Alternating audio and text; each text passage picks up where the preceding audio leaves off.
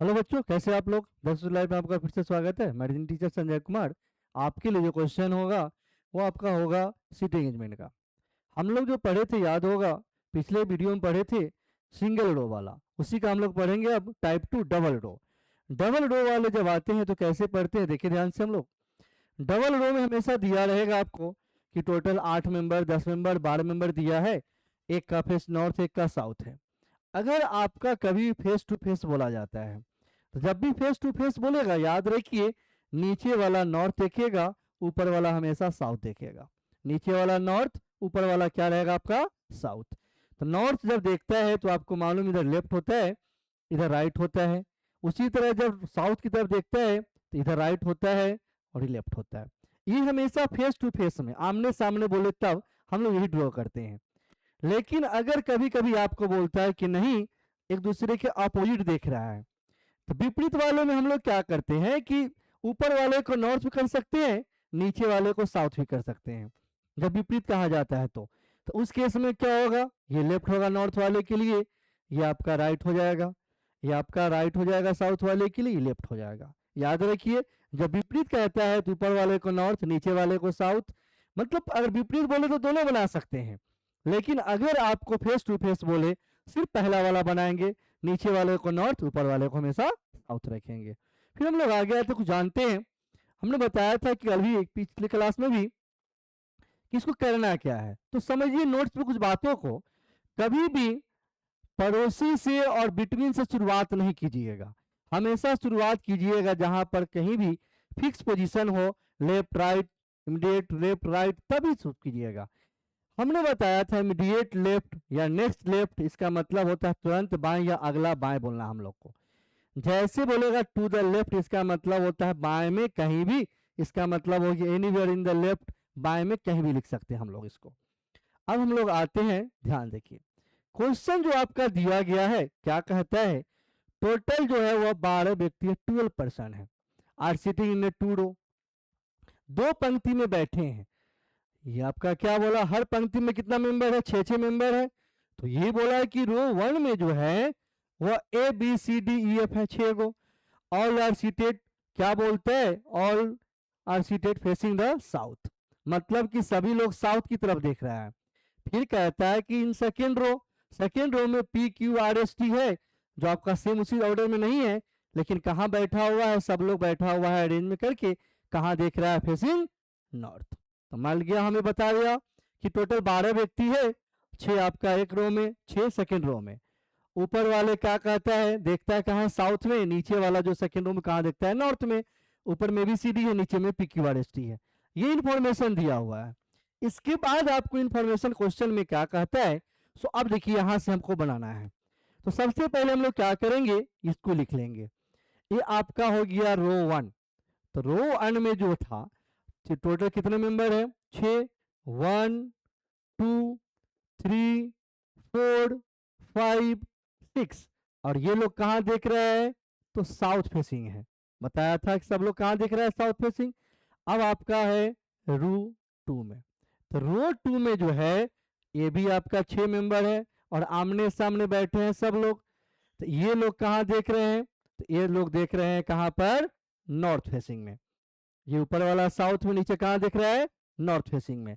अब देखिए, आपको मालूम है कि साउथ वाले के लिए राइट होता है और ये इसके लिए लेफ्ट होता है। उसी तरह नॉर्थ वाले के लिए ये क्या होता है, लेफ्ट होता है, और इधर क्या होता है, राइट होता है। तो आपको मालूम है रो वन में कौन बैठा है, तो रो वन में आपका बैठा हुआ, यहाँ जो देखिएगा लिखा हुआ है कि रो वन में कौन बैठा है। रो वन में ABCD बैठा है, और रो टू में आपका कौन बैठा है, तो PQRST बैठा हुआ है। मतलब ABCD ऊपर बैठेगा, PQRST कहाँ होगा, तो आपको मालूम है कि PQRST नीचे बैठेगा। अब देखिए, उसको बनाने के लिए क्वेश्चन जो लिखा गया है, ए के बाएं तीसरा है। ए कहाँ, ई के बाएं तीसरा है। तो अब जब भी इस तरह क्वेश्चन हो, हमेशा क्या कीजिए, छोटा छोटा चीजों को पहले ड्रॉ कीजिए, फिर हम लोग आगे बढ़ाना स्टार्ट करेंगे। ए ई के बाएं तीसरा है, आपको मालूम है ए जो है वह ऊपर वाले रो में, फर्स्ट रो में है। ए ई के बाएं तीसरा है, तो हम लोग लिखेंगे ई। ई के 1 2 3 बाएं तीसरा कौन हो गया, ए। जैसे बोला हमने यहाँ लिख दिया। अब कहता है एक ही ओर मुख करने वाला व्यक्ति टी के बाएं दूसरा स्थान पर बैठा है। देखिए ध्यान से, ए के जो सामने बैठा है, जो व्यक्ति मुख करेगा, वह कहता है टी के बाएं दूसरा, टी नीचे है तो कहने का मतलब यहां हो गया टी और एक दो। बोला कि ए के सामने जो व्यक्ति बैठा है वह टी के बाएं दूसरा, तो हमको मालूम है टी नीचे बैठेगा, इसका लेफ्ट इधर चलेगा।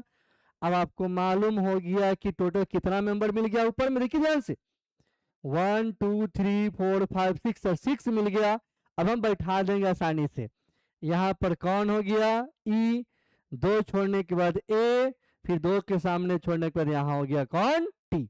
अब यहाँ पर आपको दिखाई दे दिया, जैसे बोला हमने यहाँ तक ड्रॉ कर दिया, जैसे ड्रॉ किए फिक्स हो गया। अब आपके लिए आसान हो जाएगा क्वेश्चन को देखना। अब आइए कहता है यहाँ पर टी और पी के बीच में दो व्यक्ति बैठे हैं। टी और पी के बीच में कितने व्यक्ति बैठे हैं, दो व्यक्ति। टी यहाँ है, एक दो छोड़ने के बाद यहाँ कौन हो गया पी। टी और पी के बीच में कितने व्यक्ति बैठे थे, दो। हमने यहाँ पर दो ड्रॉ कर दिया टी और पी के बीच में।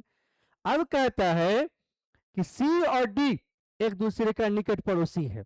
सी और डी एक दूसरे का निकट पड़ोसी है, तो भैया तो यहाँ हो सकता है सी डी, और नहीं तो यहाँ हो सकता है सी डी, क्योंकि सी डी दोनों साथ में बैठेगा। बोला है सी और डी दोनों साथ में बैठा जाएगा। ठीक है, मेरे पास दो ऑप्शन है सर, यहाँ बैठ सकते हैं या तो यहाँ बैठ सकता है। लेकिन आगे कहता है कि सी और डी रेखा के किसी अंतिम छोर पर नहीं बैठा है। मतलब आपका सी और डी रेखा किसी अंतिम छोर पर नहीं बैठा है, तो सर यहां तो नहीं बैठेगा सी और डी, क्योंकि अंतिम छोर पर चला जाएगा। तो यही दो बगल में बैठेगा सी और डी। ठीक है, लेकिन कंफर्म नहीं कि सी कहां डी कहां। लेकिन आगे कहता है बी और सी के बीच केवल एक व्यक्ति बैठा है। बी और सी के बीच में केवल क्या बैठा हुआ, एक व्यक्ति। अगर यहाँ सी रखिएगा बाबू तो यहाँ बी रखना पड़ेगा, तो एक हो नहीं सकता है क्योंकि पहले से ए है। तो सर यहाँ रखते हैं सी को और यहाँ रख देते हैं बी को। सी और बी के बीच में एक व्यक्ति बैठ गया। आप बोला कि सी डी साथ में है, तो यहाँ जब सी है तो यहाँ पर आपका डी हो गया, जो कि साथ में हो गया। अब कहता है क्वेश्चन, देखिए ध्यान से, डी की ओर मुख करने वाला व्यक्ति क्यू का पड़ोसी है। देखिए डी के जो सामने मुख करेगा, देखिए ध्यान से कहता है, क्या कहा, डी की ओर मुख करने वाला व्यक्ति, तो डी के सामने तो ही है, वो किसका पड़ोसी है, तो कहता है कि क्यू का पड़ोसी है। इसका मतलब यहां हो गया क्यू का पड़ोसी हो गया, जो डी के सामने देख रहा था। अब हम लोग आगे आते हैं, क्या कहता है, यहां भी पी का निकट पड़ोसी नहीं है। अब देखिए जहां पर पी आपका दिख रहा है वहां पर भी नहीं होगा, तो सर यहां और यहां तो नहीं होगा भी दो जगह, तो होगा कहाँ, यहाँ टी के बगल में होगा, क्योंकि यहाँ पर और यहाँ पर भी कट गया क्योंकि पी का बगल में नहीं होने वाला था। अब आगे कहता है एस का मुख एक की ओर है, नहीं है, सॉरी, एस का मुख एक के सामने नहीं है। ए के सामने अब एस नहीं होगा, तो जैसे यहाँ नहीं होगा तो यहाँ पर एस हो गया। अब यहाँ एस हो गया। अब ऊपर देखिए एक ही जगह बचा, तो A B C D F यहाँ बच गया, यहाँ एफ डाल दीजिए।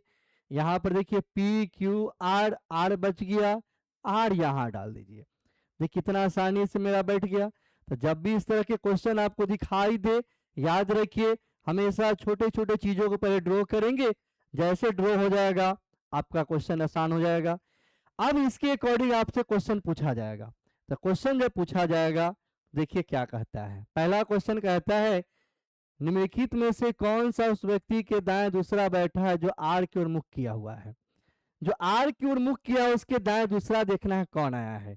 आर की ओर मुख किया है, तो आर की ओर मुख किया है तो कौन, ए, इसके दाएं दूसरा कौन है बाबू, एक दो डी। इसका मतलब इसमें ऑप्शन क्या हो गया, डी।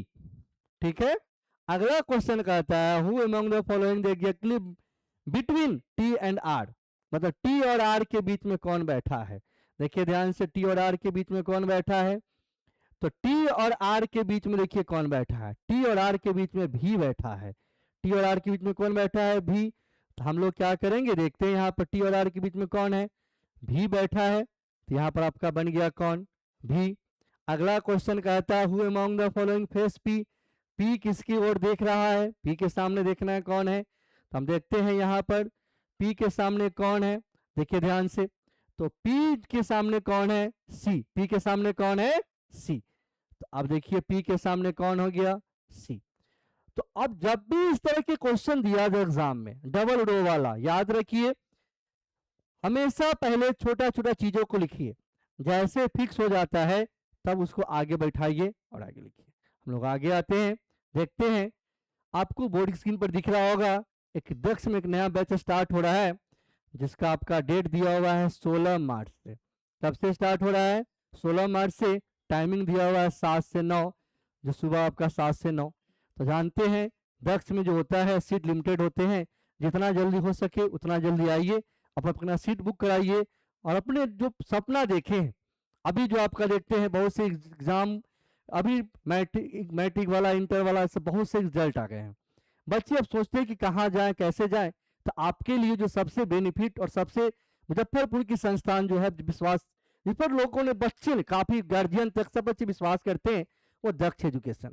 अपना है दक्ष एजुकेशन में, जैसे आप दक्ष एजुकेशन में आते हैं तो आपको नौकरी की टेंशन लेना ही नहीं है। जैसे आपने आ गया समझिए कि आपका नौकरी फिक्स हो गया। जिस दिन आप आते हैं दक्ष में अपना सीट बुक कराते हैं और जैसे स्टार्ट करते पढ़ाई, बस समझिए कि आपका जो है ना वो सीरीज शुरू हो गया नौकरी लेने का। ओके बच्चों, थैंक यू।